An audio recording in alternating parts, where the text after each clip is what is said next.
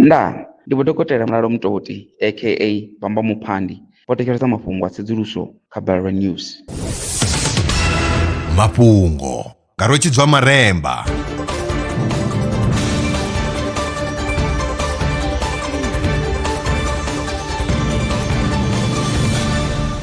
Ndo livhuwa vhukuma zwa zwino ndi tshifhinga tsha mafhungo.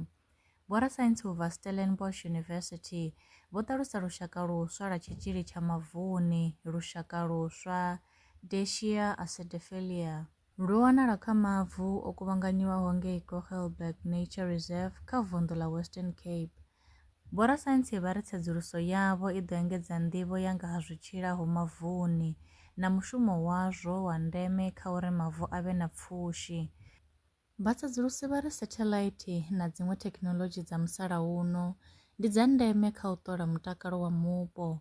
Data i wanalaho nga u shumisa idzo thekhinolodzhi i thusa vhorasaintsi u ḓivha uri mupo u konḓelela hani tshanduko.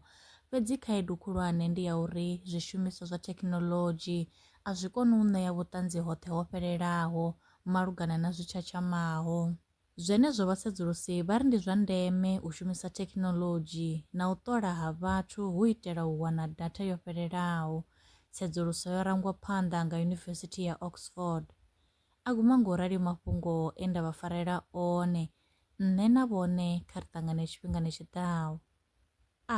Lwa miṅwaha i fhiraho sumbe dzina ḽithihi fhedzi ndi ḽone ḽi bvaho phanḓa khou endedza vhadzulapo vha ḽa Afrika Tshipembe. Mulaudzi Transport Service ndi khamphani yavho ine ya vhaendedza u ya na u vhuya mishumoni nyendo dza kule na tsini hu tshi katela na u welekanya mikano ya mashango a tsini na Afrika Tshipembe. Ri vhaendedza vha swika hune vha khou ya vho tsireledzea. Arali vha tshi ṱoḓa u bva nga tshigwada u dzhenelela vhuṱambo vhufhio na vhufhio kha vha ri fhulufhele ngauri ri ḓo vha swikisa nga tshifhinga. Vha nga ri kwama kha nomboro dzi tevhelaho 083 227 0606. Mulaudzi Transport Service. No place is too far to reach.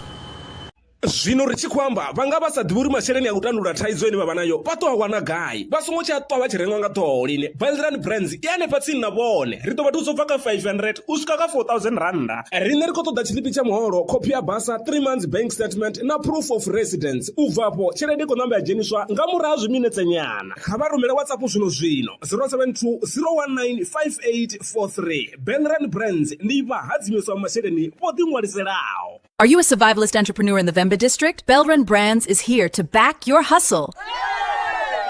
Get a loan from just 500 rands up to 4,000 rands designed to grow your business. All you need is 6 months of bank statements, 6 months of sales records, your South African ID, and proof of residence. Apply today on WhatsApp 07201958843. Belrun Brands, empowering entrepreneurs, building communities. Terms and conditions apply.